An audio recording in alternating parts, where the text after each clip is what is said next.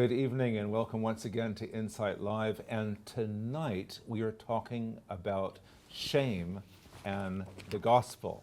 And it's really interesting, the difference between shame and guilt. I think as believers we're very familiar with guilt. You know, I made a mistake, I'm sorry, Jesus paid the price for me. But what about shame? Shame doesn't say I made a mistake. Shame says I am a mistake. Something is wrong with me. I'm different than other people. It's like this undercurrent that you can't just stand in front of the mirror and say, thank you, God, that I'm fearfully and wonderfully made. I can't even begin to count all the wonderful thoughts you have for me. Shame is an undercurrent that just says, you know what? You don't measure up. You're not good enough.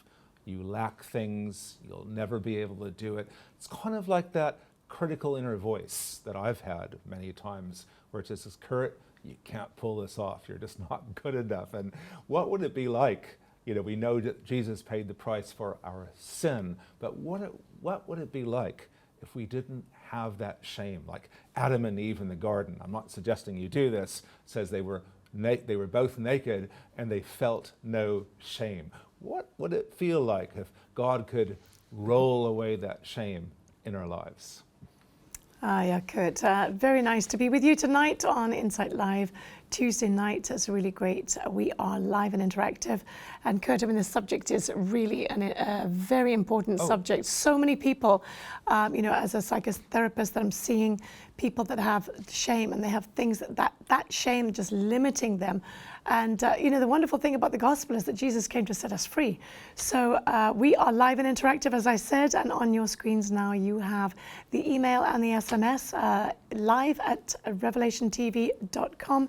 And then the SMS number is on your screens. And we are going to be interviewing Trevor Withers, and very interesting person. And actually we have some friends in common, actually. He is the team leader of Network Church in Harpenden. And that's actually where the YWAM base is, we discovered. We've actually been there. Also, he is the co-leader of the Cell UK, which encourages the development of small groups in churches. I'm sure many of your churches have small groups, either called Cell or life groups or things like that. He also runs a community pottery studio with a friend to encourage people in their creativity. He really has a heart to see faith lived out in every area of our lives. He's married to Pam, and they have 4 grown children, and they have 3 granddaughters.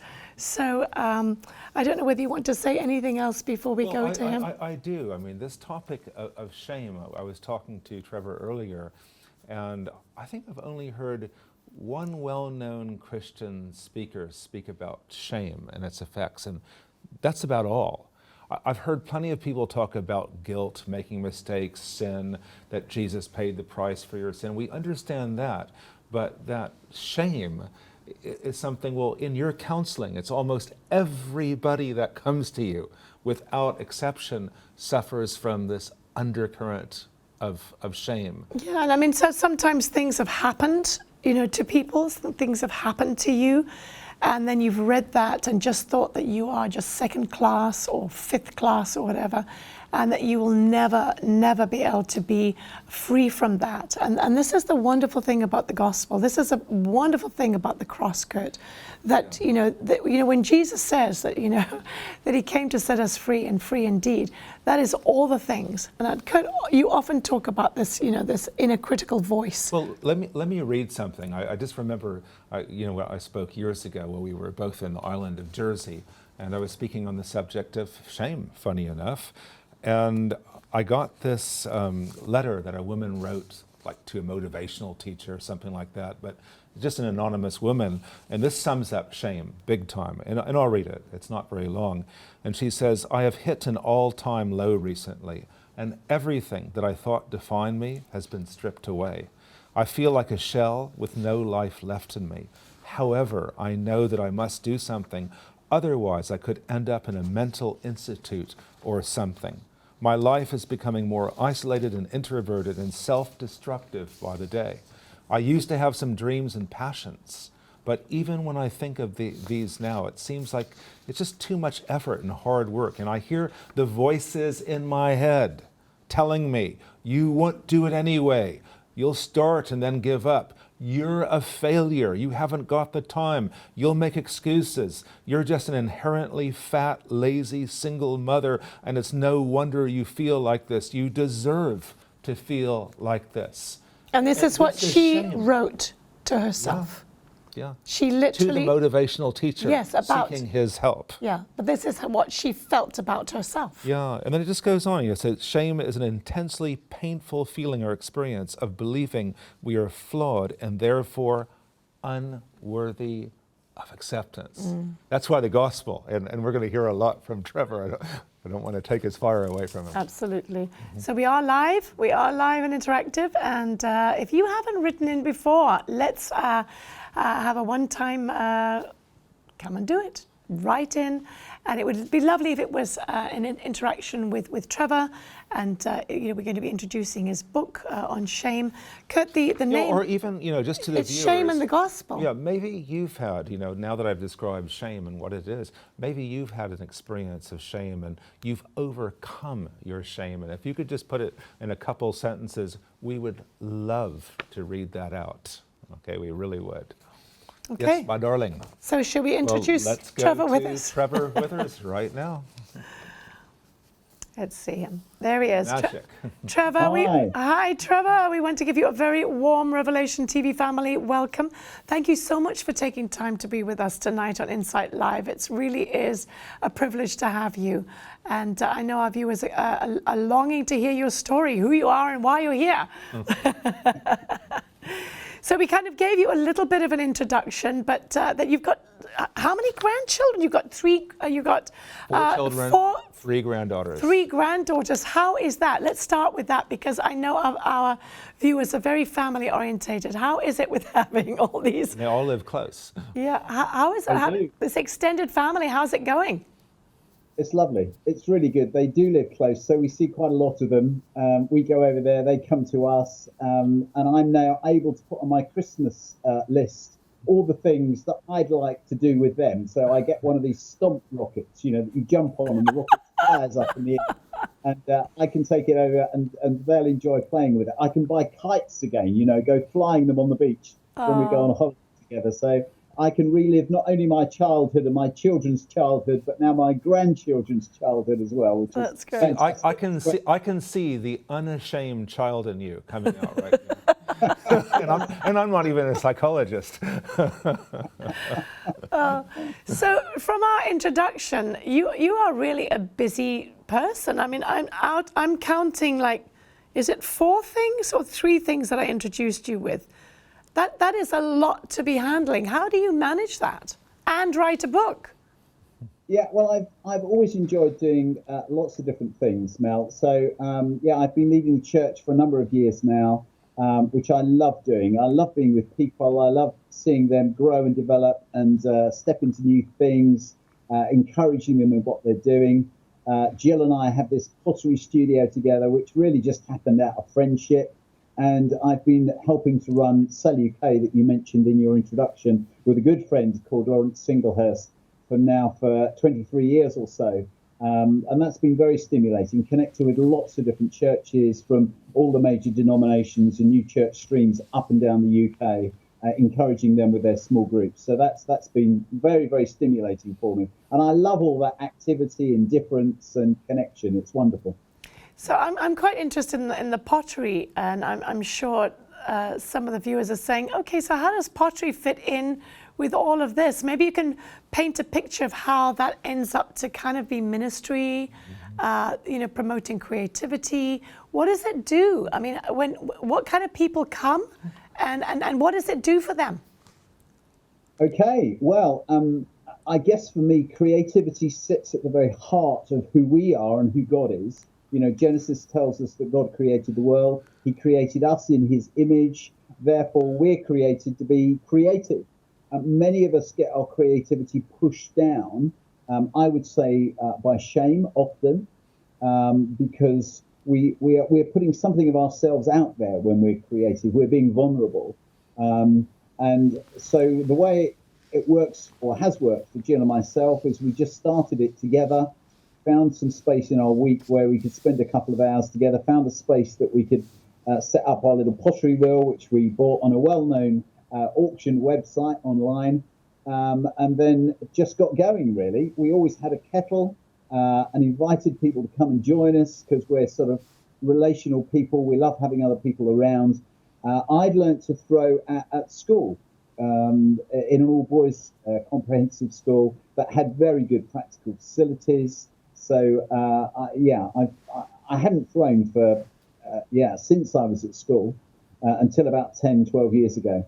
And then, it's just grown, really. So we just invited people in. I work a lot with a local schools work team that has the privilege of going into the 16 or so secondary schools, carrying the Christian message into those schools. And we got ourselves a portable potter's wheel, went in and did retreat days with them. We work with a mental health group. People are referred to us for Mind. So we do, that's where I was this morning, with the latest group of people coming to us, just finding health and wholeness and a sense of, relaxation through creating and making. So I was helping people to throw this morning who'd never done that, who loved it, really enjoyed it, and went away better after spending a couple of hours in the pottery studio. So all sorts of people coming in and out and just enjoying that space. I remember hearing a story once speaking about shame and pottery, Melanie. I heard the story. There's two groups, Group A and Group B, and they're in a potter's studio. And the professor says to Group A, okay, you guys, here's how to make a perfect pot. You have to make it just like this. Make sure it's perfect. And then, here's your clay. And then Group B, he said, you know what, guys, just have fun, do what you can. And at the end of the session, who had the better pot? It was the people, Group B, not the perfectionists, because everybody was so ashamed that theirs wasn't good enough that they lost their creative impetus. And then Group B, they just learned from their mistakes. And they actually, and this kind of shame study is true for photography, artwork, and imagine how many of us were blocked. Like, I used to love the draw, but somebody said, you're Kettner, your paintings suck. And somebody said that to me, and then I never painted again. Maybe I did, but I just kind of lost my enthusiasm for it because somebody shamed me, and I allowed. But let's start from the beginning. Oh, no, just okay, Melanie has to say something. No, I have to say something about what you just said. So now that thing is causing problems in our marriage. We cannot play Pictionary because I get so worked up because everybody else has already had their picture, and he's like still got his pencil wondering what to draw. So maybe this is a whole session about me now, maybe that it I is. haven't got rid of my shame. God, roll away my shame. But okay, seriously, well, whatever. It's all serious, even laughter. But why a book on shame and the gospel, the good news? Yeah, good question. I didn't set out to write a book. I set out to go and work with the local schools work team, as I said earlier, going into secondary schools. And I just noticed things, which I do. I'm one of those, I was a very annoying child, I think, because I love taking things to bits. I wasn't so good at putting them back together. So wherever I go, I want to understand why things work and why they're not working and how they work. And I noticed that many of the youngsters that we were working with as we debriefed with the schools work team weren't really connecting with some of the things that we were trying to communicate with them. There was a disconnect. And then conversations that I had with people around me, both in the church and outside of the church, there was this sense that we didn't really know how to describe our faith anymore because our culture had changed. Yeah. We knew how to describe it into a Christian culture where there was sort of a moral plumb line, if you like. But we didn't know how to do that where the plumb line had gone. That's because, as you described earlier, if you're trying to get people to feel guilty, they can only feel guilty if they feel as if they've done something wrong. And they only know if they've done something wrong if they've got something to measure what right is, to then see that something let me interrupt for a second, because that's, in our church, we started a church in Puerto Banús, which is kind of like the Beverly Hills of Spain by the sea. And we started it with a Brazilian guy who had probably about 70 Brazilian prostitutes in his congregation, and they were truly ashamed of what they were doing. But then years later, he came back to Porto Banús, and he was asking the prostitutes, and about their jobs, and etc. And everybody said, well, we like what we're doing. We enjoy. There is no guilt at all. And it completely changed into this kind of postmodernism, whatever you want to describe it, where, the people changed. Yeah, so we live in post-modernity. We live in post-Christendom. So our Christian faith is no longer the center of our culture. It's not what our culture is built around. It's not the reference point anymore. So the way that then we need to connect with that culture needs to be different from the way that we connected with it in modernity and in Christendom. And we're on this journey, I think, of trying to work out what that looks like. Now, for many people, that has revolved for us who are Christians, asking questions about what church looks like, which is a good question to ask. I don't see quite so many people asking the question about then what the gospel needs to look like, what the words we need to use, and what the actions are that we need to take to then connect with the culture, and therefore how that then shapes church and how we do church together. So that's been my journey, really, to start asking questions, okay, if this is where our culture is at, how do we then connect the message of the gospel, which is timeless, we know that, with where our culture is at? Because if we're using language and pictures that don't connect, then we're not building bridges into our current culture. We're not making that connection. And the parable of the sower says that good soil is where understanding is seen. So good soil is linked with understanding in the parable of the sower. So if people aren't understanding our message because we're not communicating in a way that they can connect with, then we're not sowing into good soil. So what I'm thinking. So what about what Paul was doing? Paul, started this whole thing with the Hall of Tyrannus, where it was a common, place, like I suppose a church in a school hall would be, and then having this time of discussion and arguing and debating and all that kind of stuff. How do you see that as playing out in our society? I think that can play out in lots of different ways. I mean, as a believer in small groups, I see that happening in small groups. I mean, I think Alpha is a great example of that, which has become very popular in the UK and around the world, where people come with their questions and debate and discuss. So I think we need to do that. That needs to happen. And one of the things that I've discovered, certainly about the shame idea, is that we need to give people a voice. If people have a voice, they have a sense of value. If they're heard and understood, then, we're saying you're okay. We want to listen to you. So I think that whole conversation piece is absolutely necessary. I think many people don't come to us as Christians because they believe that they will be judged, that they won't be listened to, that we just want to, if you like, push the Bible down their throats, which is not really very helpful. So we need to open up some of those spaces you're talking about, Mel, that Paul describes, where we can have those conversations. I think that's part of our challenge, to create those spaces. In my book, Shame in the Gospel, I describe those as third spaces, which is a sociologist's idea, where you have a space, Starbucks use it. They say Starbucks is a space between home and work. What would it look like for us as churches to have spaces between where the community is and where we are, that are intentionally spiritual, where people can have open conversations with us, where we don't come as the people who know it all and have it all sorted, but we come to have that open conversation, that third space. That's part of our challenge, I think, as we think about sharing the gospel with those people around us. I love that idea. But that changes everything if you think about it. I mean, Paul says, that I've become all things to all people. And I don't know how flexible we really are. I think many of us are very stuck in our cultural interpretation of the Bible and so on. And but seeing what the apostle did in Ephesus and the whole of Tyrannus there, that idea, it's always attracted me.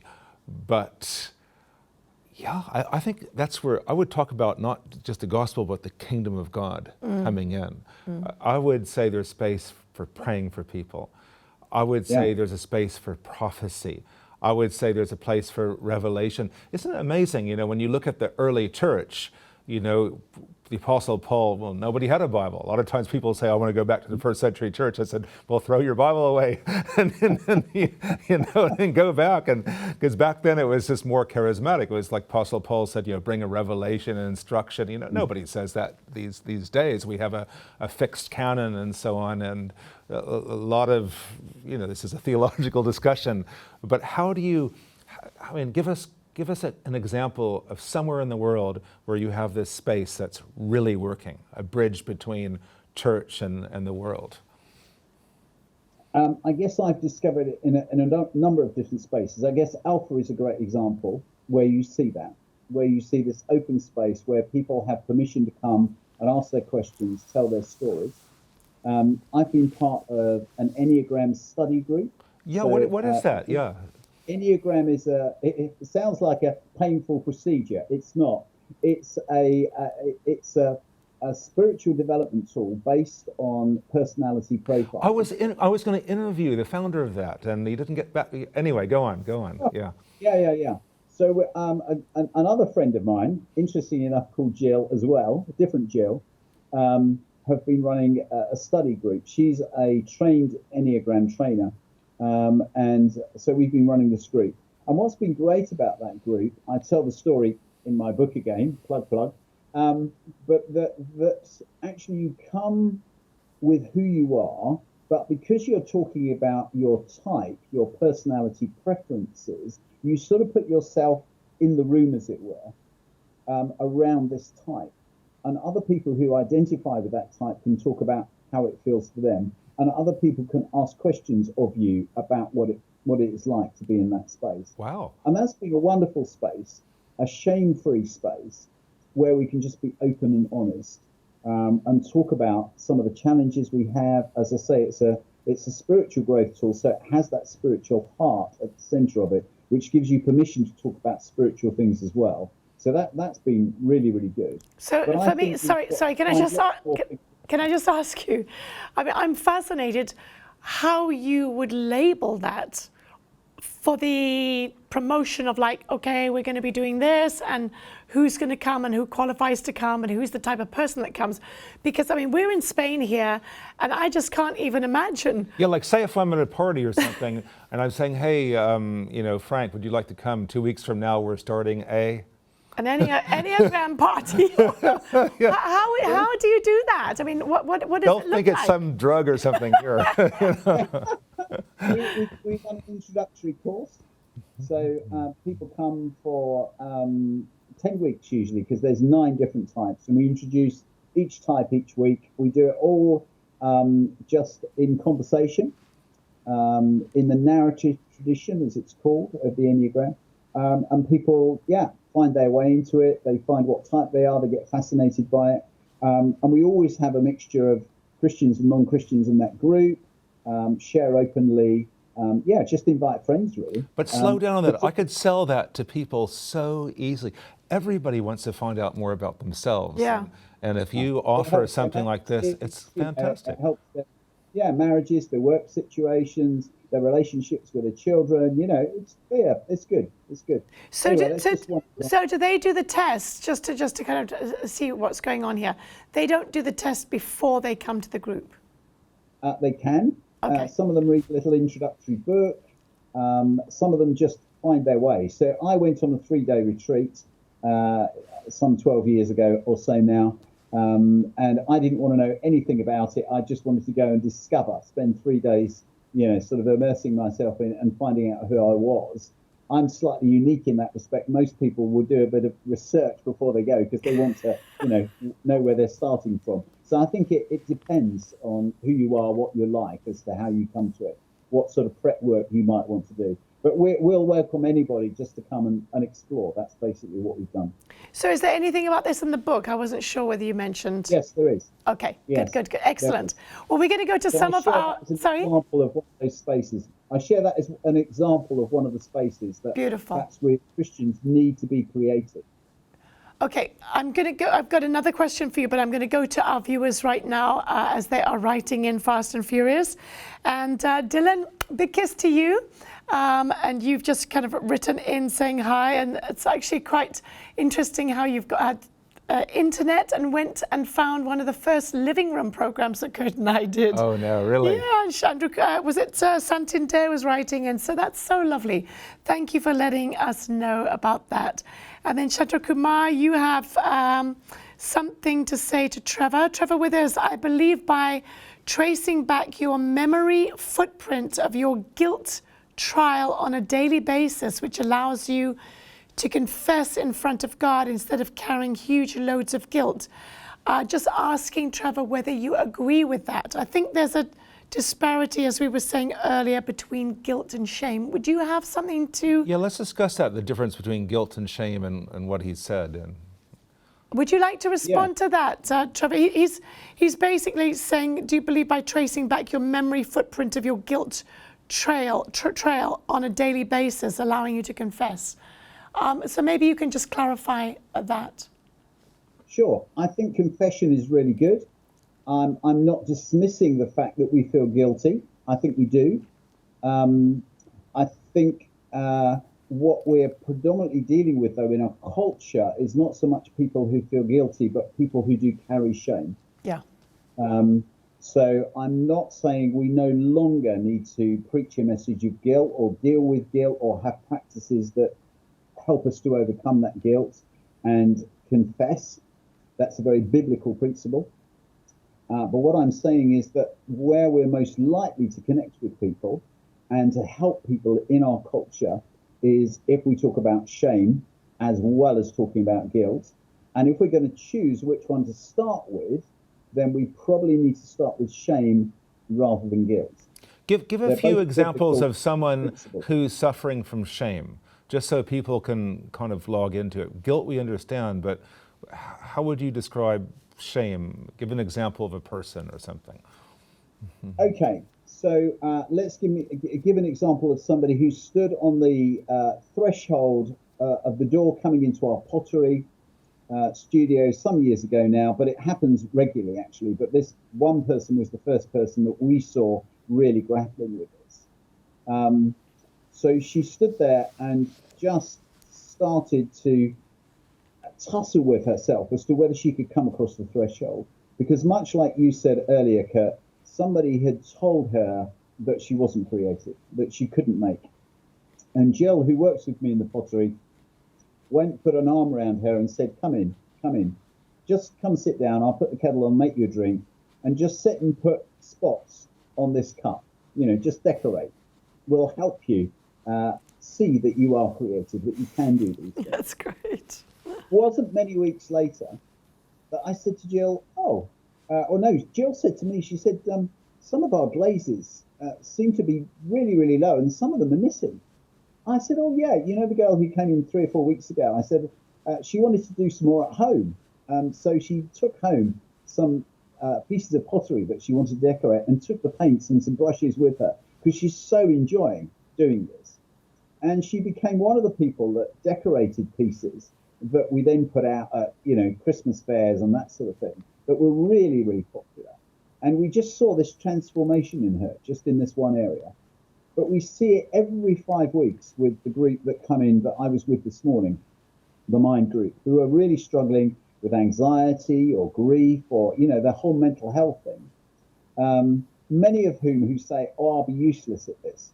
Or when I go do the retreat days in school, and a 15-year-old sits down at the wheel and I'm going to help them throw, I've sat next to them and the first thing they say is, I won't be any good at this.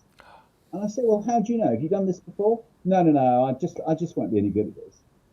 That's shame. That's the shame talk. The fact that they don't believe in themselves, the fact that they've got this loss of creativity, that they don't want to put themselves, or they can't put themselves in that space where they can explore creative things. And then, of course, I sit and help them. We throw something, and they just change within 5 or 10 minutes of me sitting with them.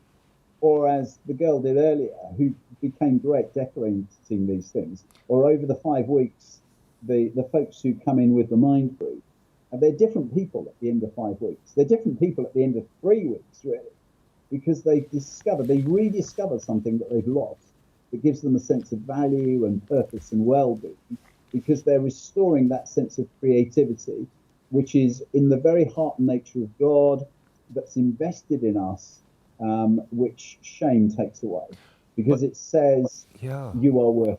But isn't it amazing? Do you think, I mean, we all have spiritual gifts. Every one of us has some creative gift placed in us by God. But do you think shame is preventing us from discovering and utilizing and growing our spiritual gifts?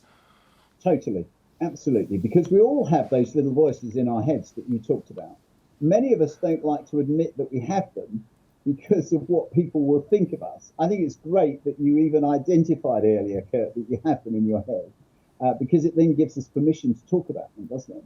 But we all have them. That negative self-talk that stops us becoming the people that God created us to be, that he desires for us to be, that he sees the capacity within us. So yeah, we're stunted. Also, many of our churches, sadly, don't open up the space where we can use those gifts. So even if we do open up that space, which is the first step, we then got to encourage people that this is a space that they can operate in safely. To use Brené Brown's language, I love Brené Brown, who's made this whole shame thing well, not popular. Yeah, she's popularized it, I suppose. She's put it out there on her TED Talks. She says, you know, we need to have spaces that are shame resilient, where we can overcome those 3 things that she highlights that shame thrives on, which are secrecy, silence, and judgment. So you've broken one of those things tonight, Kurt, by saying you have these little voices in your head. You've opened up this space. It's no longer a secret or a silent thing. And you haven't feared judgment for saying those things. So you've broken 3 of the things that Brené Brown says make shame grow exponentially. Yeah. So for our Christian communities, I think one of our challenges is to create those spaces. We do it at Network Church every Sunday morning. We open up the space. We say, let's hear from each other. During our worship time, our Sun worship time, we encourage people to read from their Bibles, to pray out, to bring a word of encouragement. And then we have 20 minutes every week where we say, what's been happening in your week? Who needs prayer? Who needs encouragement? Who's got a good story? Who's had a challenging week? And we hear from each other. Sometimes it's absolute chaos. Sometimes people share things that you just wish they kept to themselves. But actually, we're getting used to this space where it is messy, it is slightly chaotic. But actually, we're growing, I think, a space that's hopefully shame resilient, where we accept one another, where we hear from one another. So yeah, that's the sort of thing. That's I think. beautiful. What was that quote that George Verver said, Melanie? He said, "Where there's 2 or 3 gathered, there's a mess." Oh yeah, George Verver. He literally said that. He said, "Where there's 2 or 3 gathered, it's guaranteed there's going to be a mess." Listen, Dennis Martindale is our resident poet, and he has written something here, Trevor, which he kind of finds the theme of what we're doing. And here we go. But he's using his gift, Melanie. He's not ashamed. Exactly. He's not ashamed. Salvation poem, Shame and the Gospel. Shame and the Gospel, a salvation poem by Dennis Martindale. Upon the cross on which Christ died, there was a tiny sign, King of the Jews, identified, an insult to define. The crowd thus mocked God's Son right there, his message to defame. And yet today, without care, some mock Christ's holy name. Past centuries have still revealed how shame affects us all, yet in Christ's name the Lord is healed through every miracle. Some need no sign to heed God's word, the King of love to find. Some scripture verse they overheard, God's Spirit brought to mind. They learn Christ came their souls to save from sin and shame and death. How did God bless their seed of faith, Jesus of Nazareth? The gospel lives within such hearts. Believers, God still loves still. Calvary proved where God's love starts when Jesus climbed that hill. Dennis, thank you so much for writing that. I think it fits in very beautifully, shame and the gospel. And we are talking to Trevor Withers on that same subject about his book, Shame and the Gospel. I'm going to carry on. Alice, I hope Kurt's sound is good on your television. See, you seem to have a problem with that. Somebody is welcoming Trevor. He didn't sign here. I love Insight Live. Kurt and Melanie, a great team, creative gift from God. Blessings. Thank you very much for that. Who do we have? It says, hi, Kurt, Melanie, and Trevor. Lovely to see you. Very interesting subject. As a debilitating thing to experience, some people unfortunately like to put shame on others if they have done things wrong and quite horrible to deal with. And I am only finding out that after years of abusive behaviors to me, that some people use shame as a weapon against others. I wish I knew this years ago. Never too late with Jesus. Thank you. Good you are helping us. Thank you so much for writing, and that is really lovely. And we pray that this program is helping you on this journey. Okay. Hi, Kurt and Melanie. Prior to Yeshua delivering me, I was trapped in an abusive demonic relationship for 15 years. Wow. If not for the Lord, I would have not be alive today. While I was being delivered through prayer and biblical counseling, I went through stages of strong shame and feeling like an empty shell. The love of Yeshua and his word touched my spirit and soul, healing me. The story of the woman of the well and the Mary Magdalene washing the feet of Jesus helped me understand his love for my brokenness in his grace. This is from Ruth. Ruth, thank you so much for writing this in. Trevor, how about responding to Ruth's beautiful email there? You have something to say?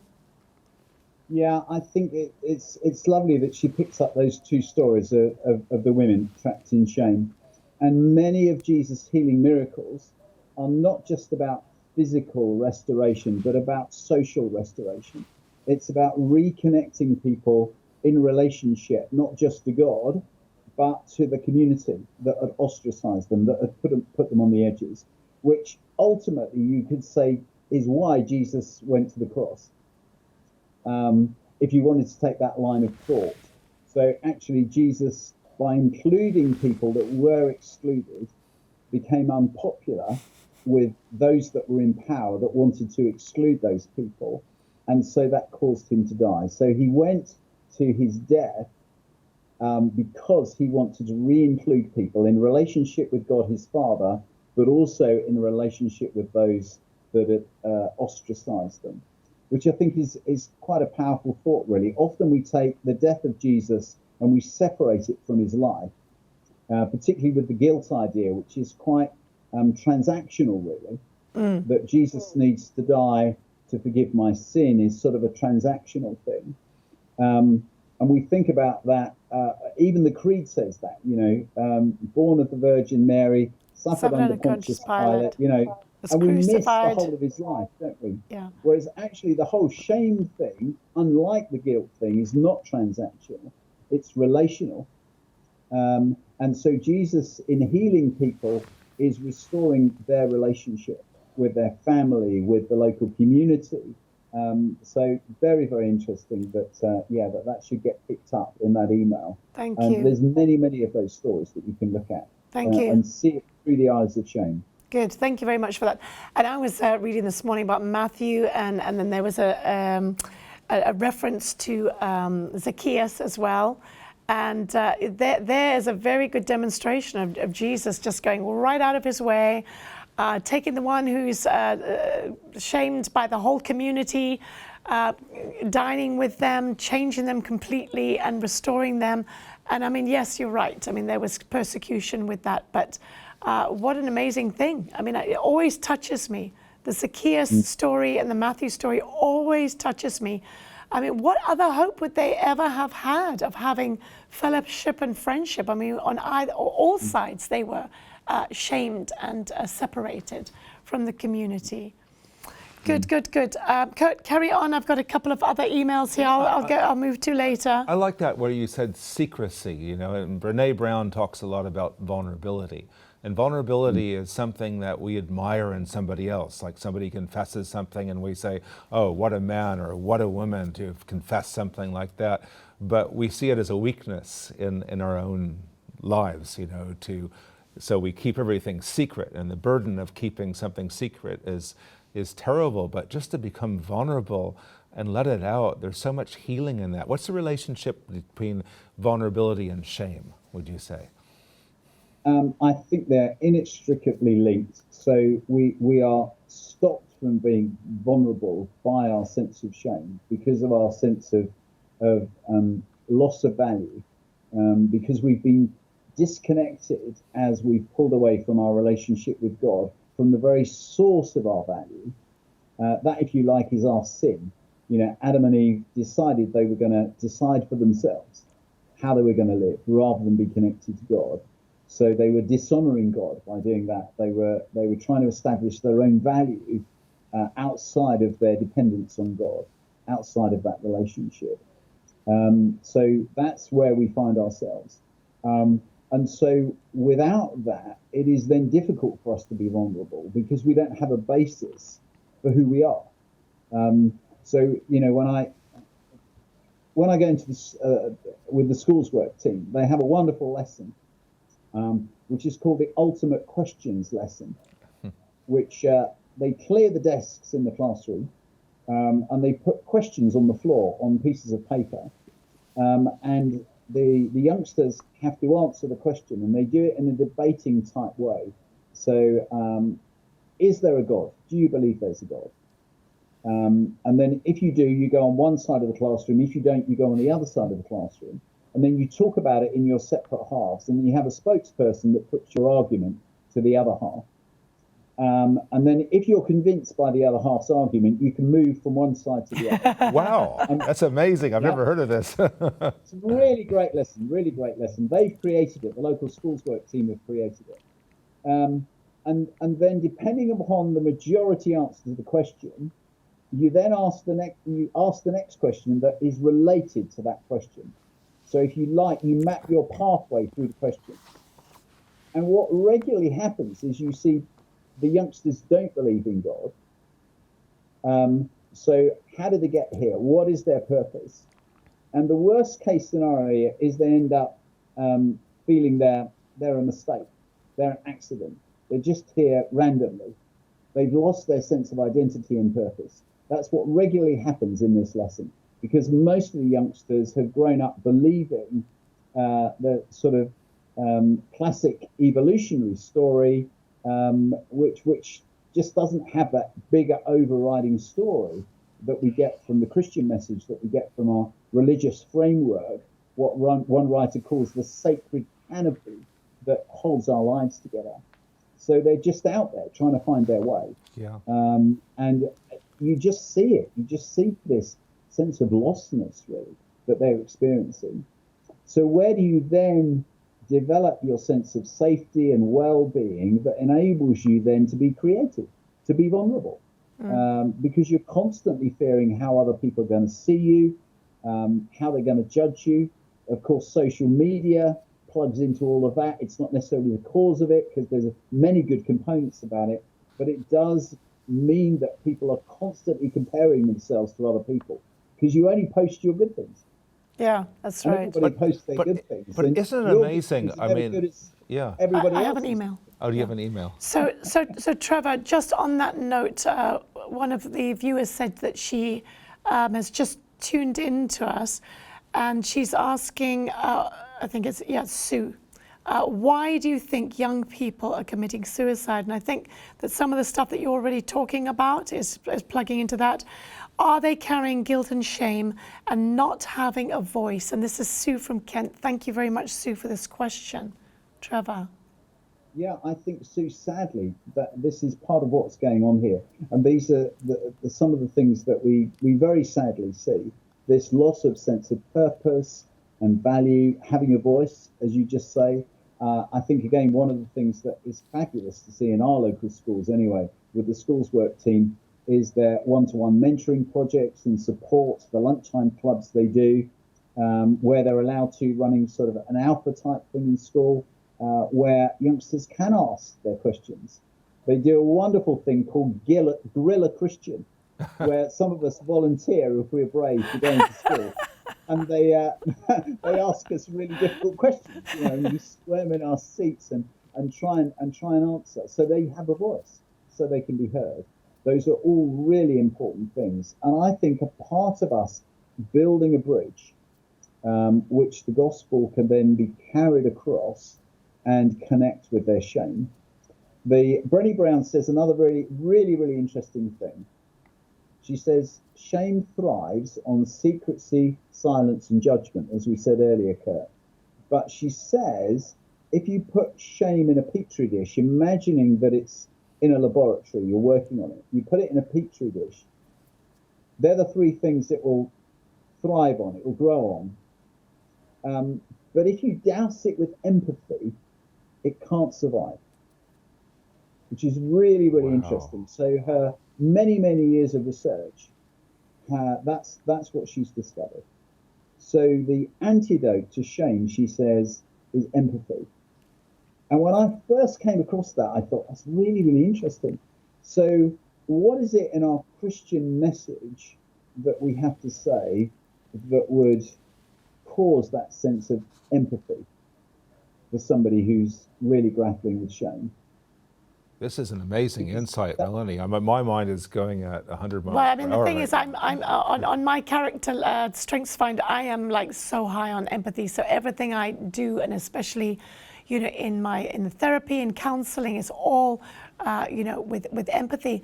But what comes to mind, Trevor, and this is one of the things that really alarms me, is when you have somebody, there's kind of like I don't know whether it's in the States or around the world or whatever, where there's kind of this Reformation type of thinking, where we've now got to push our Christian culture because the world's culture is taking over. And I see that completely opposite to what you have been explaining and to what Kurt and I believe is the way to bring people in with this acceptance, with this love, with this empathy, with this, let's discuss, let's honor your thinking, and let's see how God can come in between and start showing us Melanie, something. just to add something to that, Paul says, be prepared to give an answer for the hope that is within you, but set apart Christ as Lord of your heart, guard your emotions. And he says, do it with respect and gentleness. Right, yeah. And that respect and gentleness is certain empathy, but we lack that. We don't do that, When I go to a conference, I always look at how people treat their enemies, and simple as that. And if they treat them badly and without respect and gentleness, the world and these people and those people, then I'm out of there. So Trevor, just to comment on that briefly. Yeah, I think you're absolutely right. So if empathy is the antidote to shame, as Brené Brown very strongly suggests it is, and I think as many of us have discovered it is, as we've tried to deal with the shame in our own lives, then what does the gospel need to look like to connect with that? And I think we have the biggest demonstration of empathy that the world has ever seen in the person of Jesus, who comes and lives amongst us. So the incarnation, I think, is the biggest display of empathy that the world has ever seen. Beautiful. Wow. Beautiful. So it's about Jesus coming, becoming one of us, stepping right into our space. You couldn't get a bigger demonstration of empathy than that. But there is a bigger demonstration of empathy than that, in actual fact, because he dies on a cross.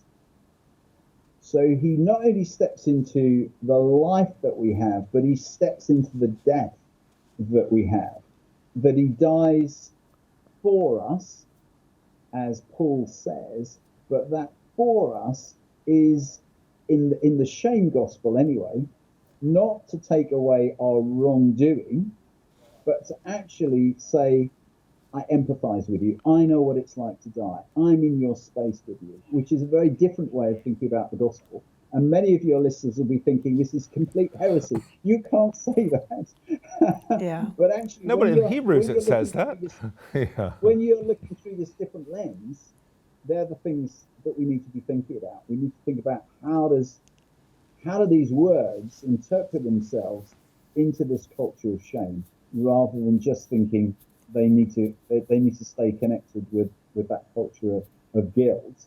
And then Jesus, having left or somehow left his Trinitarian relationship, which is interesting, isn't it? So he steps out of that Trinitarian relationship in heaven, comes and dwells with us on earth. So he leaves, if you like, one community, one set of relationships, or they're changed anyway, as he comes and lives amongst us. But then in the ascension, after he's conquered death, the thing that has caused him to empathize with us, he's then welcomed back, isn't he? Yeah. Into heaven as he ascends, which again is wonderful for Shane, because he's being reintroduced into those Trinitarian relationships. That is so beautiful. It is beautiful. Is that he goes with the scars. He goes with the scars. You know, Yes. Thomas sees the nail prints, doesn't he, in his hands? That's right. which Trevor, again, we are... I think he's going to have to write a book on Trinitarian theology. Trevor, we are running towards the end of the program, and we would like to say, where can we get your book, The Gospel and Shame, The Shame and the Gospel? Where can we get it? It's available in all good bookshops, of course, and online, particularly online. If you want to support the little charity I was talking about earlier, it's on our website, celluk.org.uk. So you can definitely find it there. Okay. But it's available, on all the other Good Line spaces. Those ones you would normally use. So that's on your screen. Trevor Withers, Christian author, www.celluk.org.uk. You can get his book, Shame and the Gospel. It has been what we have been speaking about tonight on Insight Live, and about transforming. So, Trevor, thank you so much for being with us. We really, we could speak for another hour. It's been absolutely 5 fantastic. hours. Thank you so much. On behalf of us, Kurt and myself, and the Revelation TV viewers, we really want to thank you for taking time to be with us. Thank you. Beautiful insights. Yeah. Really a wonderful, wonderful topic. Thank you. We wish you all the best with all your projects, and thank you so much. May you have many more grandchildren. Thank you, man. Thank you. Thank you, Trevor. Bye. Oh, bye. God bless you. Bye-bye. Wow. Wow, what an amazing, amazing time we have had. We have a couple of emails that we'd like to just kind of go through. Hi, wonderful program. Being able to say what is going on with us without feeling judged is very important. I remember my old life. I hated myself and was so ashamed of the things I'd done in the past. I wanted to die. And talking it out has to happen. Jesus' hand guides us to his love and freedom. In truth is given, no more shame, just love that overcomes old life. Thank you, Jesus. And that's Kev. Kev, thank you so much. Beautifully, beautifully put. Les, you've put condemnation. Some of the warning signs that you may be living in condemnation are you think about the past a lot. But Philippians 3:13 says, one thing I do, forgetting what lies behind, reaching towards what lies ahead. Also, perhaps you can't seem to forgive yourself. And that's 2 Corinthians 5:17 says, therefore, if anyone is in Christ, he's a new creation. The old has passed away. Behold, a new has come. And if you feel unworthy, Romans 5:8 says, but God showed his love for us in while we were still sinners, Christ died for us. This has been an amazing time. Thank you so much for joining us. Thank you for your emails and your insights. Kurt. Yeah, well, we'll see you next week, and it's been great to be with you as always. And I don't have my mic. Trevor Withers, you can get his book, and you can order on www.cell.uk. .org.uk. Bye, everybody. God bless you. Bye-bye.